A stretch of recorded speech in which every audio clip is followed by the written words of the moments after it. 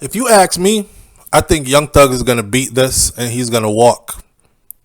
But if you ask a lot of other people, they'll tell you that the feds don't put a lot of money into putting a case together against you and hitting you with a RICO and then allow you to just walk away. You're going to get some kind of a time, right? Whichever way this turns out, it's pretty interesting how it's going right now. Welcome back to Brainflow TV. Go ahead and hit that subscribe button and I'll go right into the topic for you. So, on day 2 of testimony from one person whose name is Trontavious Stephens, the man of the moment, the person who everybody is saying, why he looking like that? Trontavious Stephens, a man who is admitted to being a co-founder of Young Slime Life, or YSL.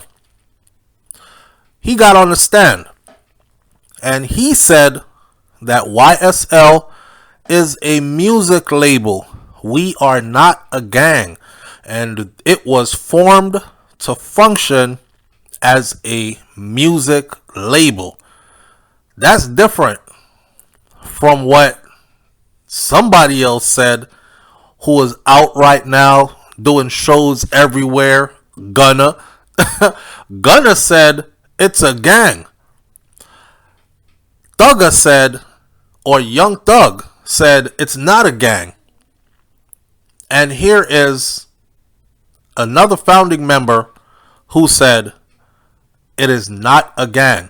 YSL is a music label and it was built to function as a music label.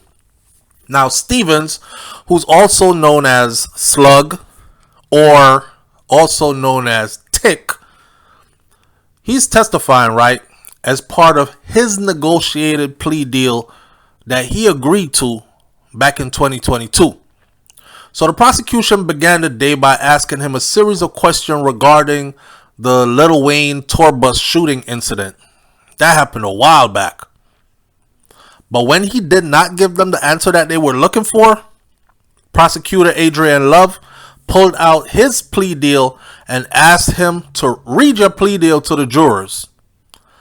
Prosecutor Love asked Stephens in court to explain the difference between YSL, the gang, and YSL, the music label. Tricky question.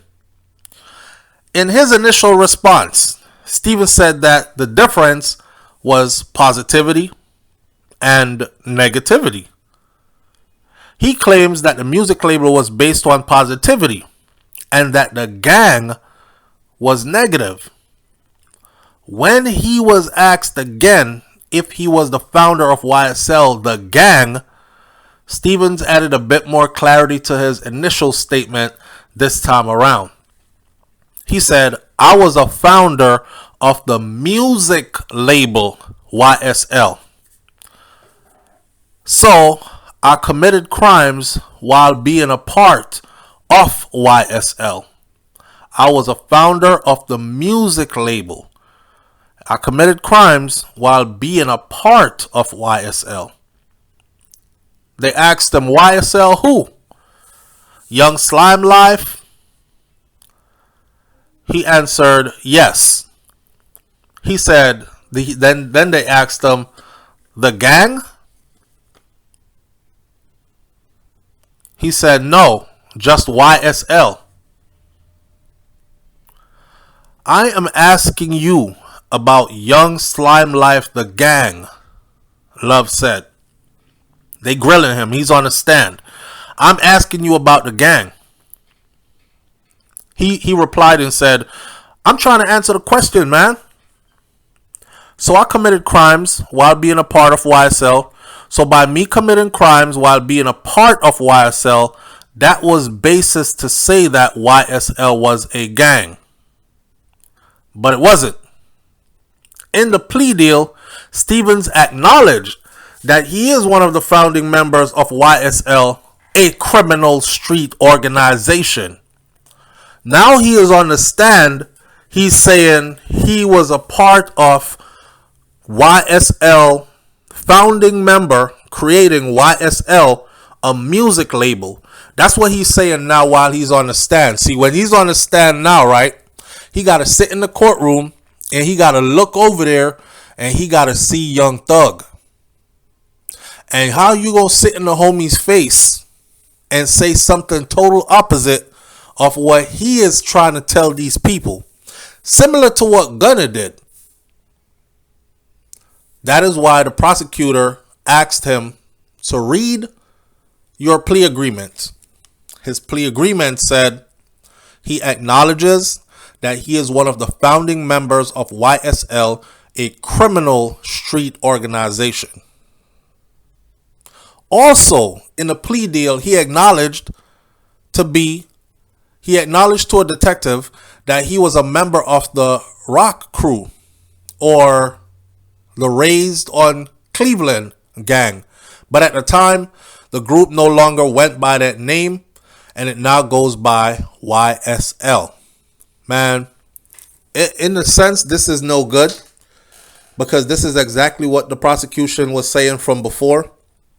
They said that a gang existed before, and the name of that gang was called the Rock Crew, or Raised on Cleveland Crew, and that was a gang.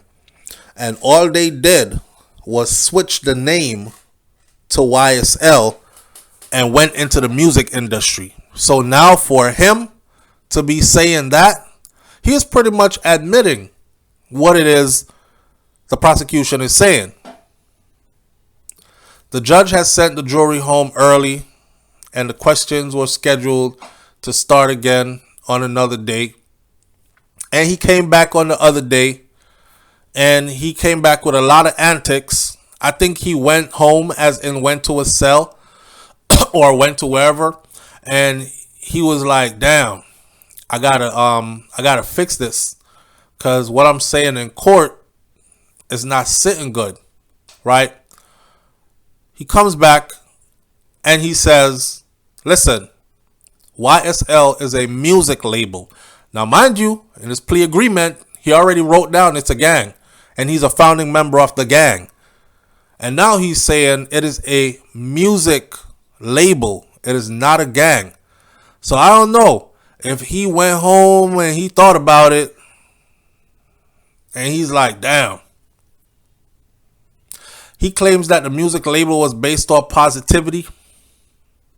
He also said he's separating himself from it. In other words, I'll admit to the crimes that I've done. I've done some criminal things, but don't blame it on YSL in general, because YSL in general is not a gang. So we don't move like gangsters over there. We're a record label, and we move as a bunch of artists and music business people. I don't know how good that's going to fly. Young Thug's massive gang trial in Atlanta has captured the nation's attention, not only because of its sensational nature, but also because of who Thugger is. Even his fashion is going viral for the way he is dressing when he comes to court. What is that under his shirt? Why is he wearing a shirt with a wolf on the front of it? You know, this case has gotten so trivial in some points, so confusing in other stages. At the end of the day, what I think is going to happen in the Young Thug trial, I definitely think that he's going to beat this. But let's see how it goes.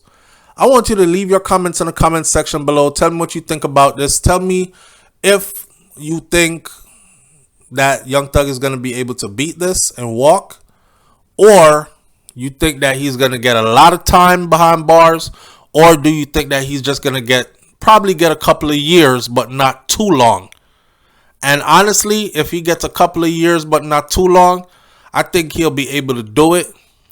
Stick his chin out, hold his head up, stick his chest out, and come on up out of there and get back to his music. But if they hit him with so many years that he becomes irrelevant in the music entertainment industry, then that would be a whole nother blow. I'll catch y'all on the next video. and I look forward to interacting with you in the comment section. I'm out. Hit that subscribe button. Peace.